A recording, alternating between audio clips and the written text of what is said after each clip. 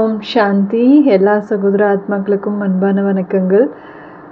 பரமாத்மா சிவ பாபா மிகப்பெரிய மந்திரவாதி. அவர் இருக்கிறது தான் பரந்தாமம். பட்டு அவர் நம்ம கூட சேர்ந்து பயங்கரமான மேஜிக் பண்ணுவார். ரீசெண்டாக எனக்கு நிறைய மேஜிக் பண்ணியிருக்காரு சிவ பாபா. அது எல்லாத்தையும் ஒன்றா நான் உங்ககிட்ட சொல்ல போகிறேன். ஒரு 3-4 நாள் முன்னாடி எங்கள் சென்டரில் பட்டி நடந்துட்டுது. சனி ஞாயிறு 2 நாள் நடந்துச்சு. சனிக்கிழமை நான் போய் அட்டன் பண்ணிட்டு வந்துட்டேன், அந்த வேர்ல்ட் மெடிடேஷன் டே அன்னைக்கு. ஞாயிற்றுக்கிழமை போகலாம் அப்படின்ட்டு நினச்சேன். பட் எங்கள் வீட்டில் எங்கள் கணவர் வேணாம் அப்படின்னு சொல்லிட்டு இருந்தார். நீ என்ன ஆகும்னா சென்டருன்னே போயிட்டுருக்க அப்படின்னு சொல்லிட்டு. அதனால ஒரு சின்ன கன்ஃபியூஸ் இருந்தது. என்னடா வீட்டில் வேணான்னு சொல்கிறாங்களே அப்படின்னு சொல்லிட்டு பாபா கிட்ட கேட்டேன். பாபா நான் சென்டர் போகவா, என்ன பண்ணுறது அப்படின்னு சொல்லிட்டு. பாபா வேணாம் அப்படின்னு சொல்லிட்டாரு. எனக்கு ரொம்ப ஷாக்கிங்காக இருந்தது. என்ன பாபா, நான் சென்டருக்கு தானே போகிறேன்னு சொல்கிறேன், இன்றைக்கி போனால் ரொம்ப ரொம்ப நல்லாயிருக்கும். அவ்வியக்தவாணி படிப்பாங்க, பிராமணா பரிவாரத்தில் சிஸ்டர்ஸ் பிரதர்ஸ் எல்லாம் நிறைய அவங்களோட அனுபவம்லாம் சொல்லுவாங்க. ரொம்ப ரொம்ப நல்லா இருக்குமே, நான் எல்லாத்தையுமே மிஸ் பண்ணுவேன் பாபா. ஏன் பாபா வேணான்னு சொல்கிறீங்கன்னு சொல்லிட்டு எனக்கு பாபா மேலேயே ரொம்ப ஒரு மன கஷ்டம் மாதிரி வந்துருச்சு. அப்படின்னு சரி ஓகே, பாபாவும் வேணான்னு சொல்லிட்டாருன்னா ஏதாவது ஒரு ரீசன் இருக்கும் அப்படின்னு சொல்லிட்டு நானும் சரின்னு விட்டுட்டேன்.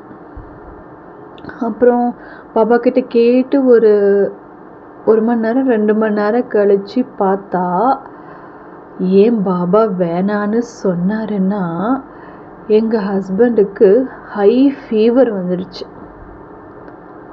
அதனால தான் பாபா என்ன சென்டருக்கு போக வேணான்னு சொல்லியிருக்காரு.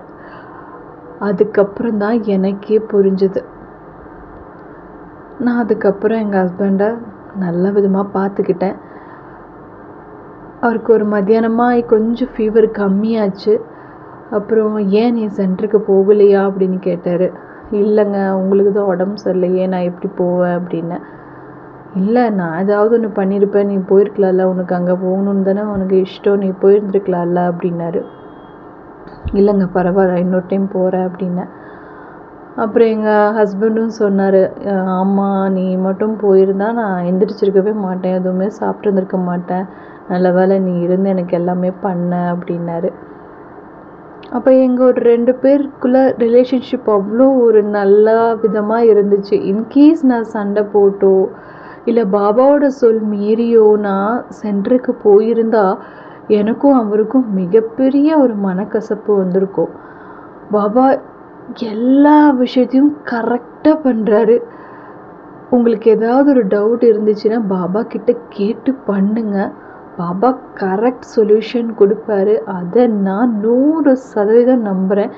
என்னோட லைஃப் அப்படி தான் ரொம்ப ரொம்ப ரொம்ப ஜாலியாக போயிட்டுருக்கு.